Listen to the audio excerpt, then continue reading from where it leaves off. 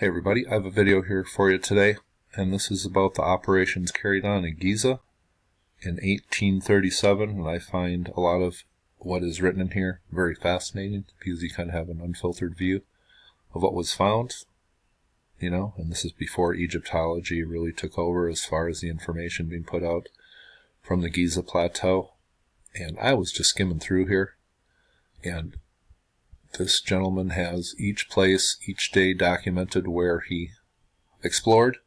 So I was just rifling through here, and this really caught my eye. He talks about the second pyramid of Giza, the third pyramid of Giza, and then at the bottom he mentions a bridge in the southern Dyke. And what is that? And I did a little reading here, and I just want to fill you in on this. I think this is lost history that corresponds to a video I did a couple years ago, and George Gurdjieff. I know some of you have heard of that name, and I'm going to share just a brief portion of that video with you here, but just let me do a little reading.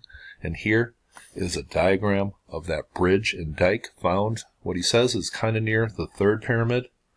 And these stones here, those three stones are huge, probably weighing, in my estimation, between 50 and 80 tons minimum.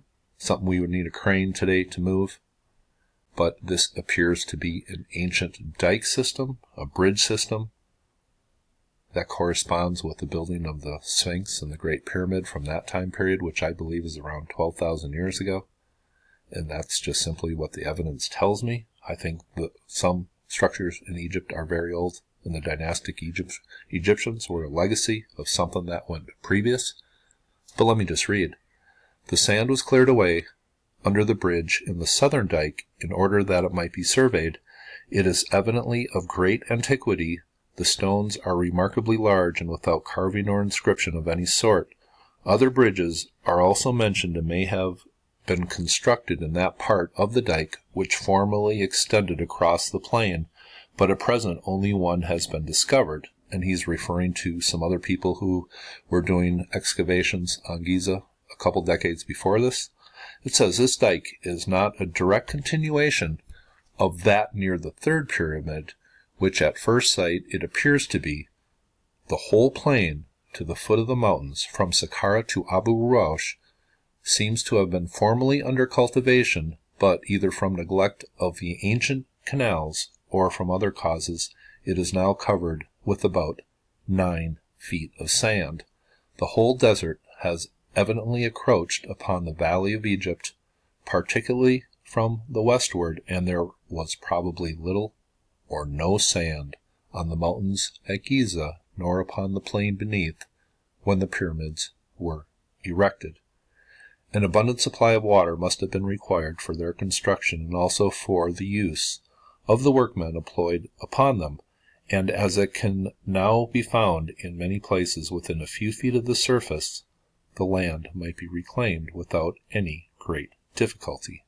And now I'm going to play a little bit from a video from 2 years ago where I talk about George Gurdjieff and his claim that he found a map of pre-sand Egypt, and I'm going to play that clip for you right now. It's important to look at early authors of Egypt and what they had to say.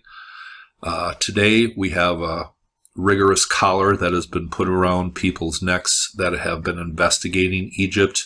Egyptology today has an agenda where everything has to be affixed to certain Egyptian dynasties, and I think that is kind of sad.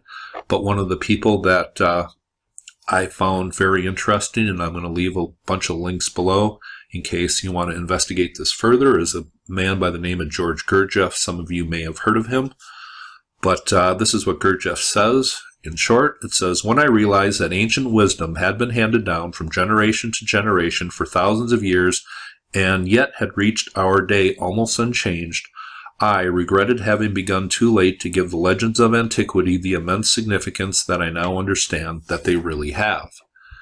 And going over to this is Gurdjieff.com, and this is one of the links I'll leave below. It says, George Gurdjieff was a mystic who revived ancient wisdom during the 19th and 20th century.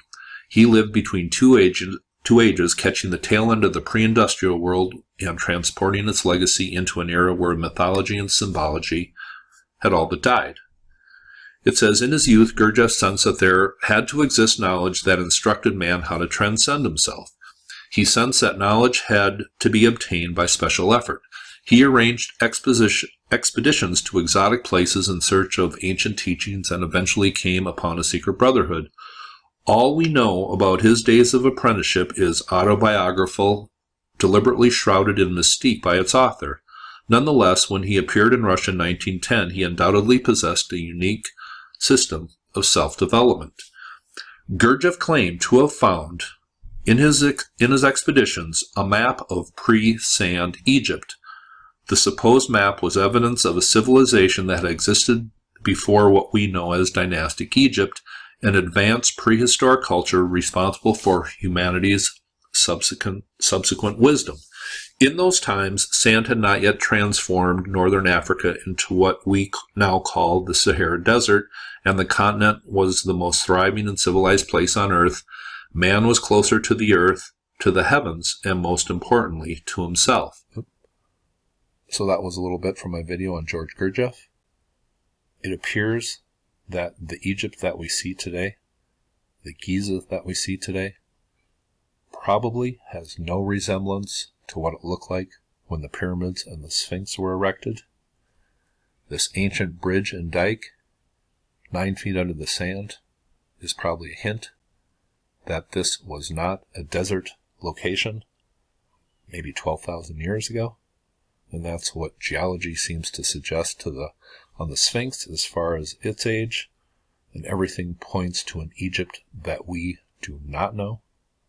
Hope you thought this was interesting, and you all have a very nice day.